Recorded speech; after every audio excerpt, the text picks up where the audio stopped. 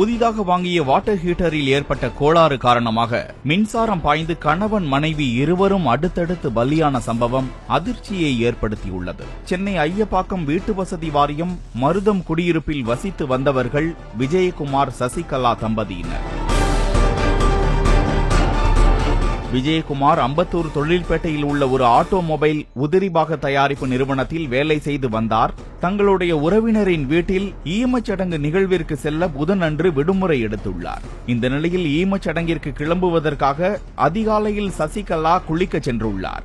சுடு தண்ணீரில் குளிக்க விரும்பிய அவர் புதிதாக வாங்கிய வாட்டர் ஹீட்டரை பயன்படுத்தியுள்ளார். அந்த வாட்டர் ஹீட்டரில் ஏற்பட்ட கோளாறால் சசிகலா மீது மின்சாரம் பாய்ந்தது. தனது மனைவியின் மீது மின்சாரம் தாக்கி துடிதுடிப்பதை கண்ட கணவர் விஜயகுமார் அவரை காப்பாற்ற முயற்சி செய்துள்ளார். அப்போது விஜயகுமார் மீதும் மின்சாரம் பாய சம்பவ இடத்திலேயே தம்பதியினர் இருவரும் உடல் கருகி பலியாகினர்.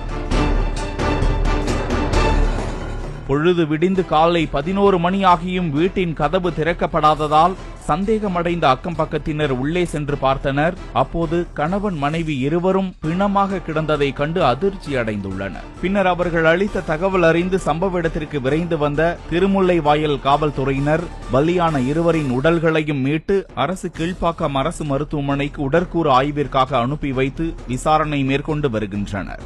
வாட்டர் ஹீட்டரில் ஏற்பட்ட கோளாறால் கணவன் மனைவி இருவரும் உயிரிழந்த சம்பவம் மின் சாதனங்களை கையாளும் போது அஜாக்கிரதையாக இருக்கக்கூடாது என்பதையும், ஒருவர் மீது மின்சாரம் பாய்ந்தால் பதற்றமடையாமல் மின்சாரத்தை நிறுத்த முயற்சிக்க வேண்டும் என்ற விழிப்புணர்வையும் நினைவுபடுத்த